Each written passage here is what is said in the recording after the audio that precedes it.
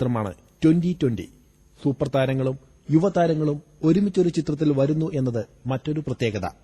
താരസംഘടന cinema നിർമ്മിക്കുന്നതും താരങ്ങൾ പ്രതിഫലമില്ലാതെ അഭിനയിക്കുന്നതും ലോക സിനിമയിൽ തന്നെ ആദ്യം.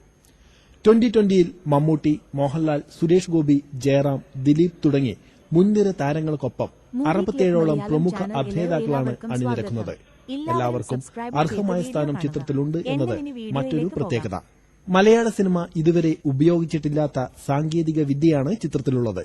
ഒരേ സമയം 5 ക്യാമറ വരെ ഉപയോഗിച്ച് ചിത്രീകരിച്ച സീനുകൾ ചിത്രത്തിലുണ്ട്. 3 ഫൈറ്റ് മാസ്റ്റർമാരാണ് ചിത്രത്തിൽ സംഘട്ടന രംഗങ്ങൾ ഒരുക്കിയിരിക്കുന്നത്.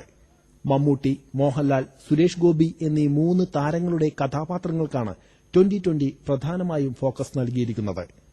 മറ്റു താരങ്ങളുടെ കഥാപാത്രങ്ങൾ കഥാഗതിയിൽ നിർണായകമായ പങ്കുവഹിക്കുന്നു. മമ്മൂട്ടി വേഷമിടുന്ന അഡ്വക്കേറ്റ് രമേശ് നമ്പ്യാർ, മോഹൻലാൽ അഭിനയിക്കുന്ന മലഞ്ചരക്ക് വ്യാപാരി ദേവരാജ പ്രതാപവർമ്മ, സുരേഷ് ഗോപി അവതരിപ്പിക്കുന്ന ആന്റണി പുന്നക്കാടൻ IPS എന്നിവരുടെ ലോകത്ത് നടക്കുന്ന വലിയൊരു പ്രശ്നം.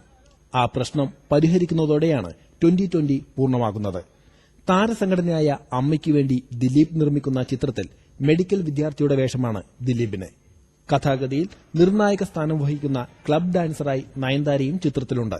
ഒപ്പം മലയാള സിനിമയിലെ മുഴുവൻ യുവതാരങ്ങളും. ക്ലൈമാക്സിൽ മലയാള സിനിമയിലെ 22ഓളം താരങ്ങൾ പ്രത്യക്ഷപ്പെടുന്നു. ഏകദേശം 67ൽ പരം നടീനടന്മാർ ചിത്രത്തിൽ അഭിനയിച്ചിട്ടുണ്ട്.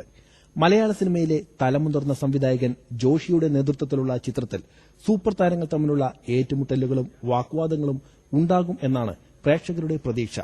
പ്രേക്ഷകരെ തൃപ്തിപ്പെടുത്തുന്ന സിനിമയായിരിക്കും 2020 എന്ന് അണിയറ പ്രവർത്തകർ വെളിപ്പെടുത്തുന്നു. ചിത്രം ഒക്ടോബർ അവസാന വാരം തിയേറ്ററുകളിലെത്തും. പ്രസാദ് കണ്ണൻ, മനോരമ ന്യൂസ്.